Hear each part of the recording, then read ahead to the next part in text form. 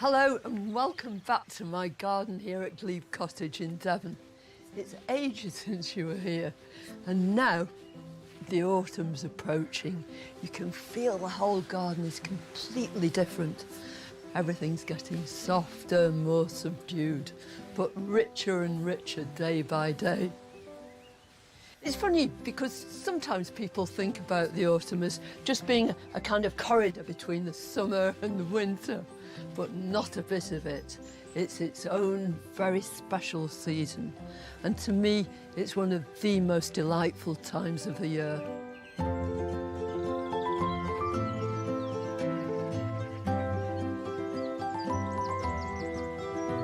As I look across the garden now, I can't see any of the paths at all. All you're aware of is these lovely sort of lolloping mounds and these great huge sprays of grasses. You can hardly see this bench. It's just been overcome by this huge Molinia. You know, now it's all sort of purple and deep green, but very, very soon it'll start to change and it'll become golden and mellow. But autumn's like that. It's the gentle season.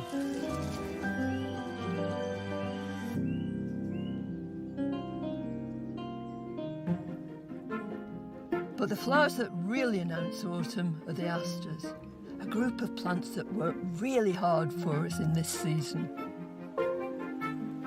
Well, this is the very, very first one to grace our gardens. It's Eurybia divaricata, the Michaelmas daisy. And divaricata just means sort of spreading out, splaying apart, and that's just what this plant does. Here it is planted at the top of the wall. You can't see the wall, and it mixes up with these ferns and all these other plants, the geranium coming through it too. It's just delightful. Its other name is wood aster. This is the sort of plant I love in my garden because it's easy going. It doesn't require any special treatment. It'll grow in most soils, sun or in shade. It's a really happy plant.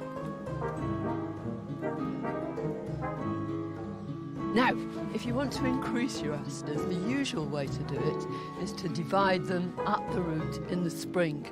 Because they flower late, it's much better. But there's another way. You can actually grow new asters from cuttings. So this is a huge aster called Calliope. It has big blue daisies. What I love about it is these very, very dark stems, and I definitely want more of it. So I'm just going to snip a huge piece like this. So it's these little side shoots which are going to make lots of new plants. Should get several out of that.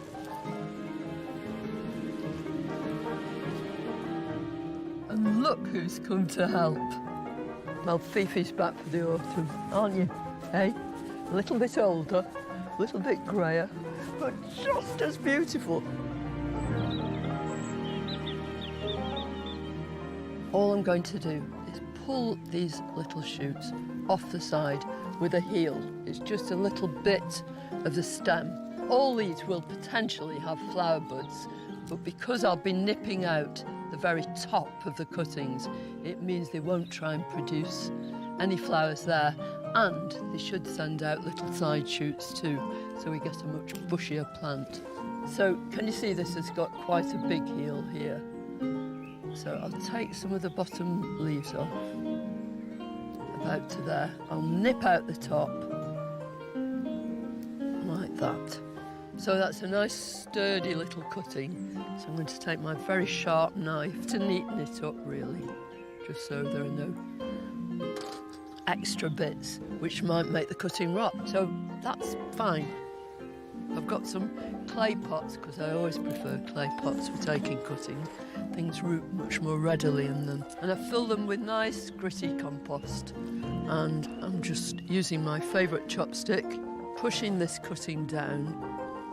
So it's that bare bit of stem is just under the surface of the soil, and then firming it in. And I'm going to proceed right around the pot. So there's my hole, push them in. They don't want to touch each other in the pot whilst they're rooting. Just a degree of separation between them all. And the next one, this is lovely. It's my first bit of autumn propagation. That familiar noise of the shovel in the gravel and just right over the top of there, because that keeps in the moisture, keeps down the weeds, and it stops your cuttings from rotting too. And then I'll take them to a nice, warm, bright place, but not in direct sunlight. And I water them really, really thoroughly. And it's lovely to be taking stuff from the garden, making more plants, and then I'll return them to the garden. Why not try this yourself? First, take some side shoots from the parent plant. Make holes round the rim of a compost-filled pot. Gently push in the cuttings, firm them in, and water well. Straightforward.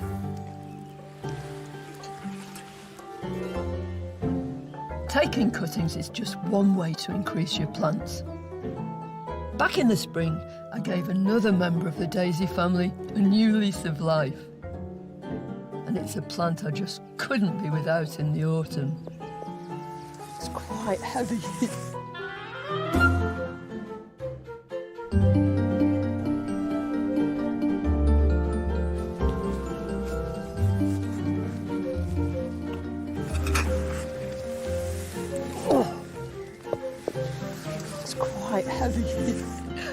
Walking down here, you're aware that everything's changing.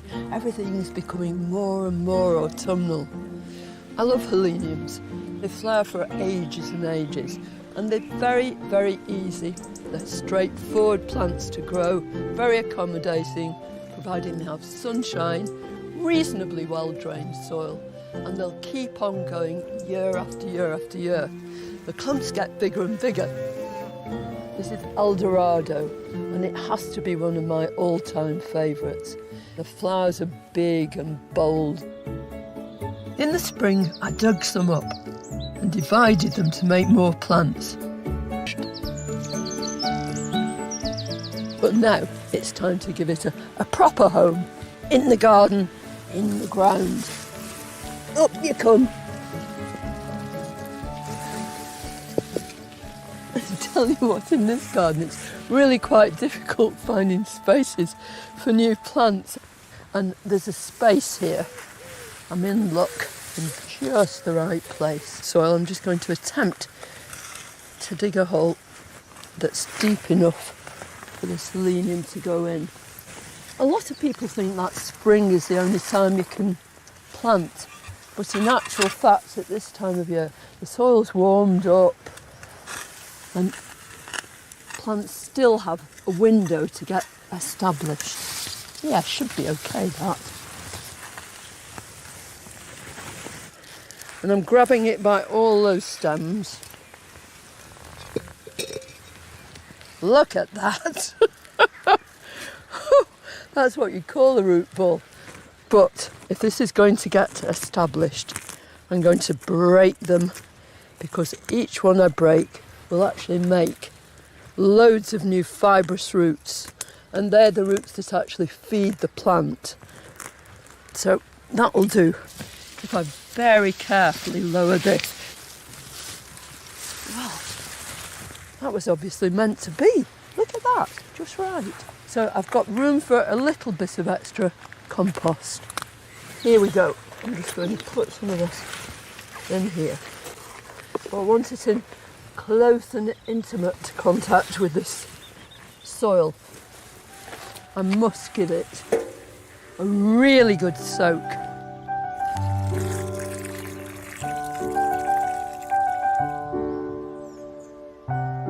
We always associate autumn with fruitfulness, and it's the time at which seed is dispersed. How wonderful to get out beyond my garden to see one of our native plants doing just that. Come on. Just look at this, isn't it wonderful? You can't imagine anything being more covered in seed, ready to blow around all over the place. and this is where it belongs, at the edge of a field. This is creeping thistle, Cirsium arvensi. And arvensi just means living in a field or on ploughed land. And that's where this plant absolutely loves to live. There are lots and lots of tiny flowers that go together to form each of these flower heads. And once it's pollinated, then this thistle down will be produced. First of all, you get these lovely purple thistles, and they're actually incredibly sweetly scented. They smell of honey. And every one of these heads of thistledown will have been visited by hundreds of insects who've pollinated it and then turned it into seed. If you'd pick up some of this fluff, you can see each one has a seed, and each one is its own separate parachute that just flies off into the air and lands somewhere far away from the parent plants. Creeping thistle is a very invasive plant, so I'm definitely not suggesting you grow it in your garden. But insects relish the nectar, and many birds depend on its copious seed for nourishment. If this crops up in our gardens, we all want to get rid of it, but it doesn't stop us marvelling at the way in which this plant distributes its seed. I'm not going to collect any of this seed, but there's lots in the garden that I'm just itching to get my hands on. I'm heading off to my new cutting garden, where there should be loads of seed ready to collect.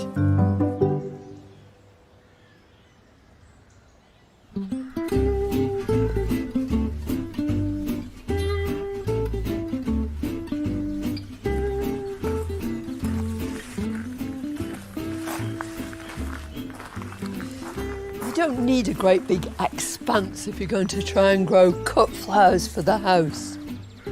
So way back in the spring, I decided I'd designate a small bed here to just that purpose.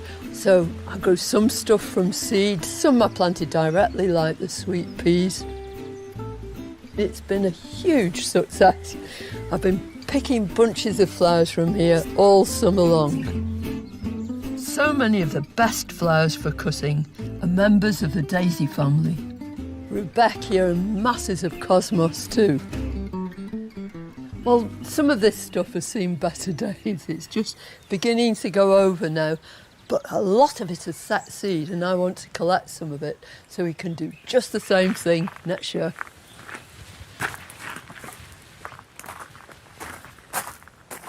All sorts of seed heads here, but this was the one I was particularly keen on. It's called Scabiosa stellata, and I ordered it for its blue flowers, and I hadn't realised that it would actually do this. Isn't that lovely? These seed heads are just beautiful. The very best time to take any sort of seed is just when nature itself would be distributing it. So when that seed is ripe and it's ready to fall or fly or be catapulted, that's the moment you step in with your secateurs, snip it, put it into a paper bag and carry it away to grow loads and loads more plants. Whatever seed it is, you need a dry day, no point doing it in the damp. And the best time to do it is sort of midday-ish, when the seed heads are as dry as they possibly can be.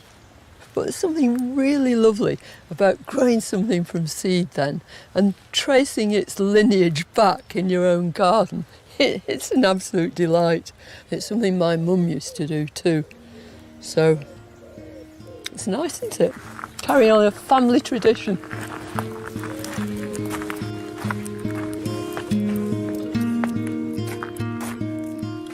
There's my beautiful scabious heads there, but I've got a little selection here of some of the seed heads from around the garden.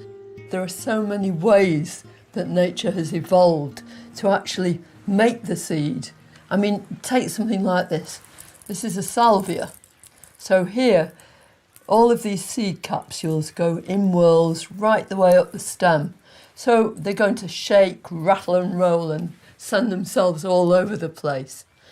Sometimes the seed is contained in a little column like this. This is an eryngium, a sea holly, and all these are separate seeds that will eventually fall out, protected by this great sort of armoured, barbed collar. So back to the scabies that I've just snipped. No, here goes. Ooh, look at that. They were really ready to disperse themselves, or they wouldn't fall off so easily. This little dainty, perfect shuttlecock. It's just gorgeous. On a windy day, that little parachute would take it off in different directions. But not these. These are going straight into their pots. I'm dying to sow them.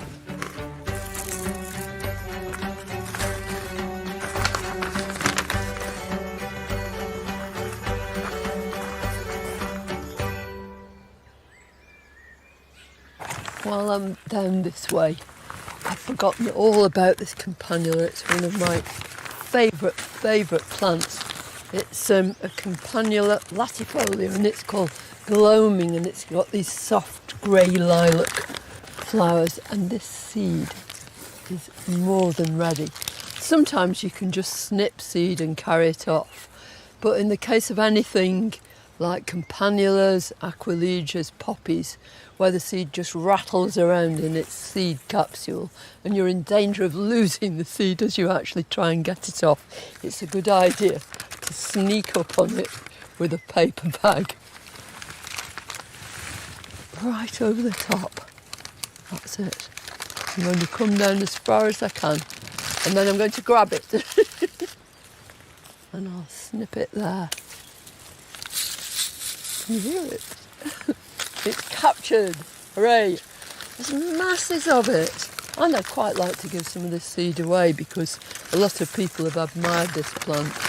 That's a great thing about seed. It's so easy to pass your plants on that way, isn't it? Rather than digging them all up and putting them in a pot.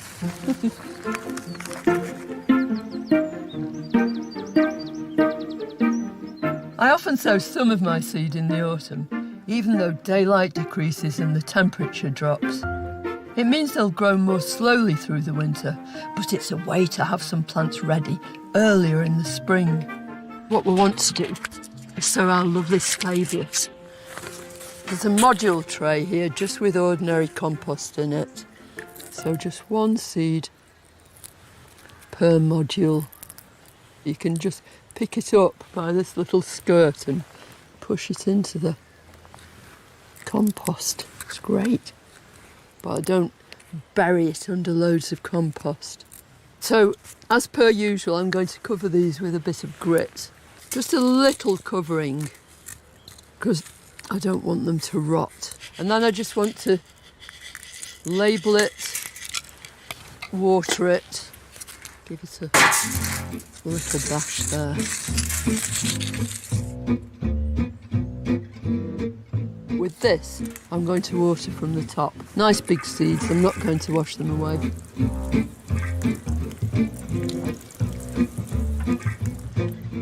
Next, I'm going to sow the tiny seeds of my campanula using a half seed tray. I love these because it gives me a bigger surface area. I can sow my seed quite sparsely on here, and it's really easy to prick out because those roots only need to go down a little way before you start lifting them out and potting them into something else. It's quite nice because here it comes. Oh! This is lovely because the seed is really pale, so I'm going to be able to see exactly where I've sown it on here. So not too thickly, a sort of couple of inches above the surface of the tray, because if you do it too close, it tends to, you get little clumps of seed and you don't want that. I always go round the edge and then into the centre. So I've got all bases covered there. I'll give this a little press down. And then more grit. You just want a fine, even layer of it, that because there are all these little separate pieces, the light can still get through. Another press down with that. another label. I'm just going to stand the tray in some shallow water and I'll wait for that to sort of percolate to the top. So once it's watered and drained, I'll put it into my greenhouse. You could just use a windowsill at home as long as it's reasonably warm and it's got some light to help that seed germinate. And then next year, I'll be able to plant them out in the garden. When I'm sowing seed, I use individual modules for larger seeds. I sprinkle smaller ones onto a half tray filled with compost. And I always finish off with a sprinkling of grit. Next, I'll be getting to grips with the gorgeous edible produce in my autumn garden. Couldn't be much fresher than that, could it? Really important part of our garden life at Klein Cottage. I think the whole idea that you can actually grow stuff that you can eat, it's right by the house. It's absolutely fresh, you know just what's on it and in it. So my veg garden this year has had lots of ups and downs, let's put it like that. In the spring, it was all about preparing for the growing season ahead, digging trenches for my spuds, planting out shallots in ridges. You can just see the top of the onion poking out, and sowing squash and courgette seeds. Come summer, it was time to harvest, pulling up the first of my potatoes, picking aubergines, and plenty of perfectly plump courgettes. But there's still loads and loads of stuff to harvest, and it's the autumn that you really do associate with actually reaping the benefits of what you sowed earlier on, or planted. We grow lots of traditional things, beetroot and parsnips, but earlier this year I thought we'd try planting something that's a bit different, something really rather special, and I want to see how it's getting along.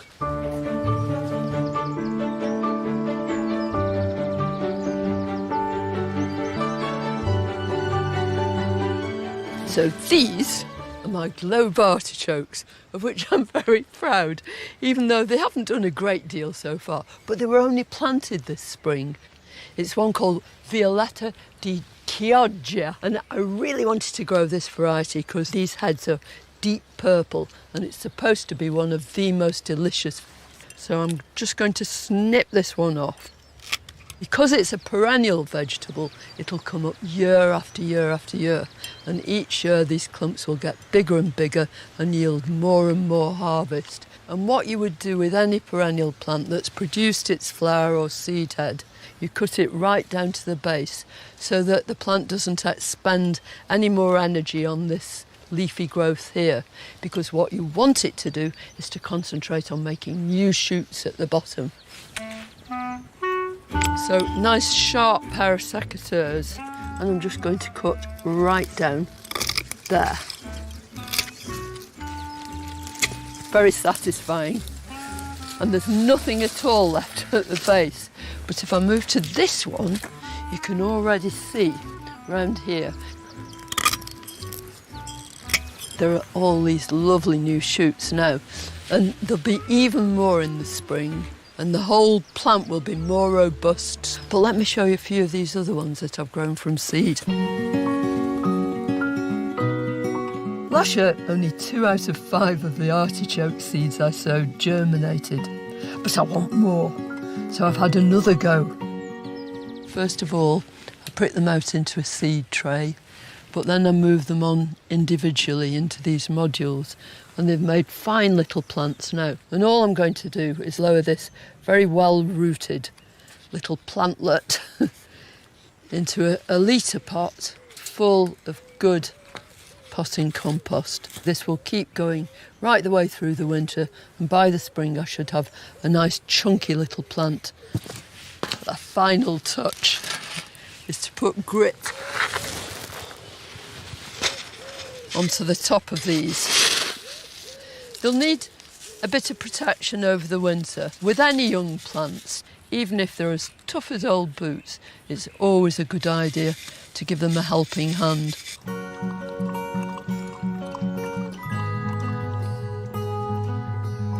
In another part of the garden, I've grown a close relation to the edible artichokes. Just look at that. It is a majestic plant, isn't it? These beautiful, great big thistly heads. I love that colour too, all those purple petals. It's gorgeous. Now this is a cardoon. It's first cousins to our globe artichokes. I've never tried eating this, it looks a bit too prickly really. But what I love about it most is how it comes into its own at this time of year. It's such a statuesque plant. I mean, all this was knee-high until about sort of June, July it started to grow, and now they're all battling for space and at the same time really enjoying each other's company.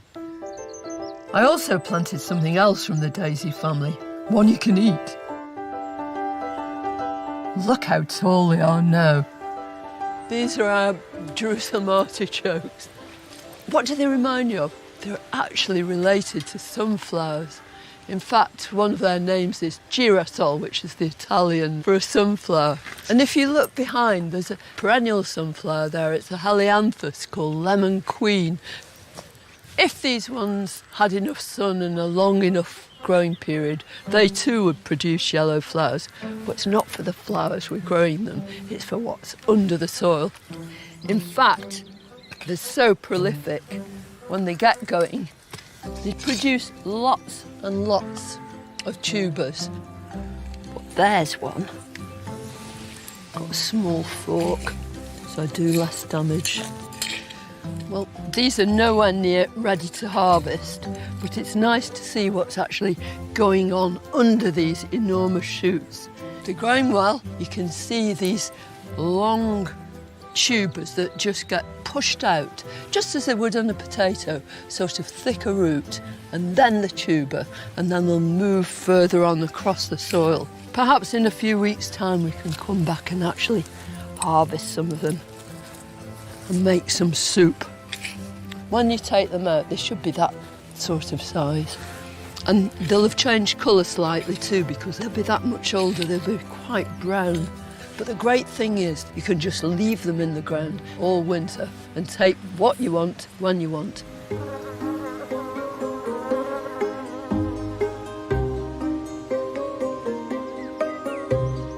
But there's another kind of vegetable that definitely is ready for harvesting. I love beetroot and I tend to grow short rows and sow it very, very frequently so we can be eating it fresh for ages and ages. I'm going to pull out a couple of these beetroot because they're just about ready. These are going to go straight in the pot. I love them cooked, sliced, and then in loads and loads of vinegar because I really, really like vinegar. But look at this. Can you see? It's rocket. And I planted it in amongst my sorrel and now it's made these lovely fat seed pods. And I've taken a few off. And what I did with some of these earlier was just to open these up. Now, they're not brown yet. They're still green, as you can see.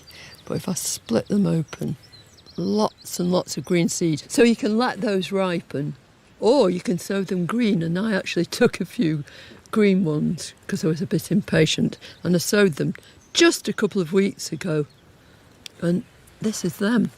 So I just did a little sprinkle and I did it in modules so that I can plant them straight into the ground or I can leave them in situ in this tray and I can just crop them as a sort of cut and come again crop and we'll be able to keep cutting it for weeks and weeks. It's so tender, lovely. Be much fresher than that, could it?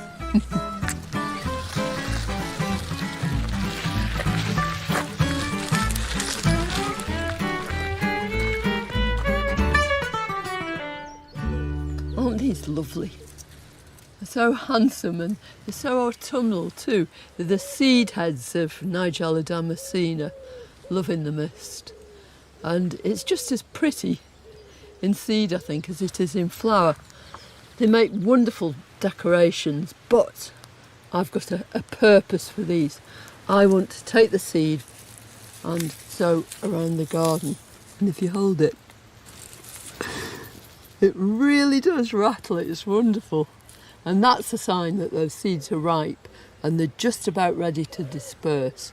So if I just take a bit of this fluffy bits off here, that was that nice sort of feathery ring of little fine leaves that went around the flower. That's why it's called Love in a Mist, because you've got these lovely blue flowers and then this soft green edge. Now, I'll just split this asunder and hopefully you'll be able to see all those black seeds falling out. So, into the bowl. Probably about 50 seeds or so in there. This seed is going to go right back in the garden straight away. It's a hardy annual, so it has a year's life cycle. If you do it at this time of year, you get earlier flowers next year. I'm going to give it, sprinkle it hither and thither around the garden where I want these lovely blue flowers.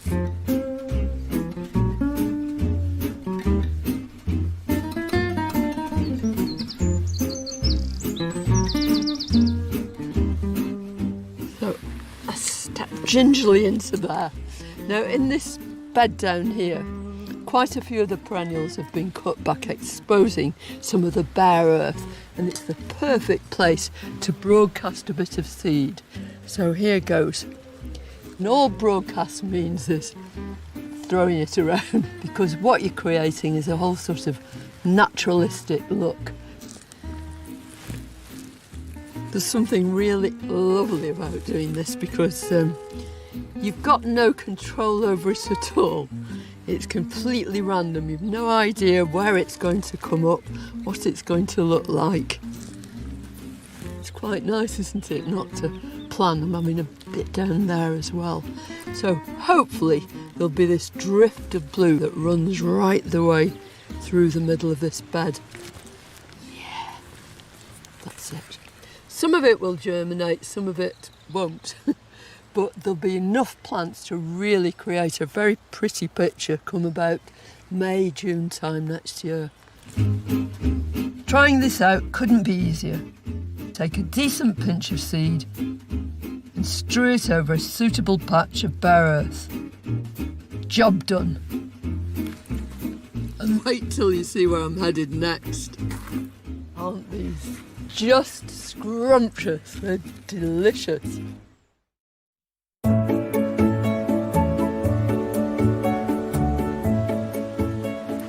This morning there's a bit more of a nip in the air. You can really tell that autumn's on its way. And I can smell wood smoke. That always reminds me of this season. And in this new little cut flower border, there's lots of work to do. I want to deadhead all these cosmos because look how beautiful these flowers are now. But if I want to keep them going for months and months, then deadheading regularly really does ensure that you get loads more flowers. So I want to move in and I want to cut any heads which are definitely over. All you do is come down to the next point at which flowers are produced. I'm going to snip that one off too. And on this one, there are more buds to come, so more flowers. That'll ensure this cosmos is going to flower right the way till the first frosts. It's really important that you use a sharp implement. If you tear the stem and just nip it off with your fingers, and it's quite likely it'll rot. It's not just in the autumn that you deadhead, but if you start in the summer and you go right the way through, it just means that your garden always looks a bit more pristine than it otherwise would. It's so worth doing.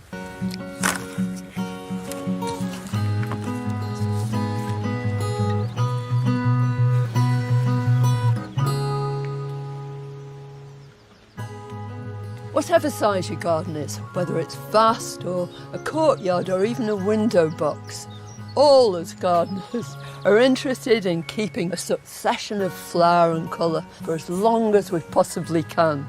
And one of the very best ways of doing that is to make use of pots and containers to really keep colour going right through the autumn. And I've got in mind a couple of unusual receptacles that are in need of a revamp. These two magnificent iron pots stand at the foot of the steps up to the front of the house. And every year we try and change whatever's in them.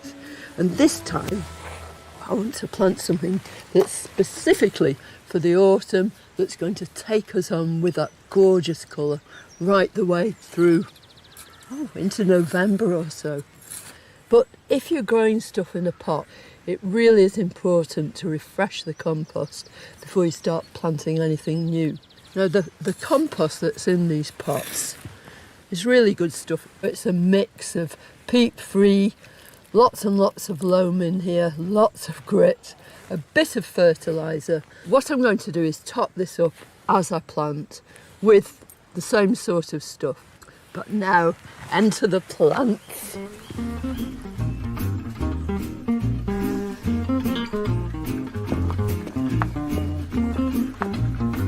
Aren't these just scrumptious? They're delicious. I think when you're planting any container at all, it's a really good idea to put them together, see what looks nice, take things out, add different things until you come up with a recipe that's really going to work. So the sort of leading role in my pots is going to be taken by this lovely echinacea. Typically for autumn plants, they're members of the Asteraceae family. They're daisies and they'll go on flowering for ages and ages. So I'm going to marry them up with this big grass. This is a Pennisetum alopecuroides, and it's called Black Beauty because it's got these gorgeous dark inflorescences. You can see these buds here. So this is going to keep on looking gorgeous for ages and ages. And then in the foreground is a sedum. I love sedums, especially during the autumn. That's when their flowers are at their peak. This is Sedum atropurpureum Carl-Funkelstein. Good name, isn't it? And it's got masses of these plateaus of tiny little flowers. It's also got gorgeous purple foliage. I think it tones beautifully well with the rudbeckia, with the plumes of that grass, and I think they're going to look good together. I want to plant them now.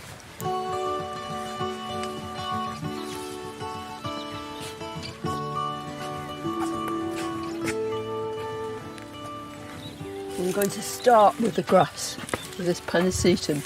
And sometimes, both in containers and in a border, it's a temptation to put the tallest things at the back. But this is going to be viewed from several different sides. So I'm going to put it, not bang in the middle, but with a couple of things behind it as well.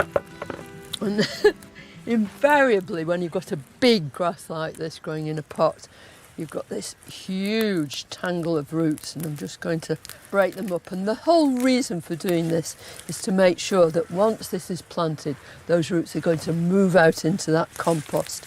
It doesn't want to stay going round and round in circles. That'll do. And look at your plants and try and sort of suss out which way round it's going to look best. Although we've got two of our echinacea, we don't really want symmetry here at all. We just want to create this autumnal feel. Just look at this deep colour here and see how it fades so beautifully. It's almost like a watercolour where you've just got your brush and wash the colour through. Now I think that's going to look good there. So I'd potted this one on just to keep it growing, but look, here are the lovely fibrous roots underneath. And that means it'll be easier to get in the pot too. That's about it, because I'll fill in when I've got everything in place. The same is probably true of this one. Look at that. It's joyous, isn't it? Come on, Carl, it's your turn. Sedums will grow in quite poor soil. I won't feed this one, so that can sit in that corner. And I think maybe there's just a couple of spaces for something trailing over the top. I'm going to use another Carl II, this, and he's going in this corner. So it'll just look out at you like that. So all that remains is to top this up with compost. It's absolutely crucial to ensure we really make the best of the plants we've put in there. So loads of this. And that's going to ensure that we get an autumn feast for the eyes right the way through until the cold days of winter begin.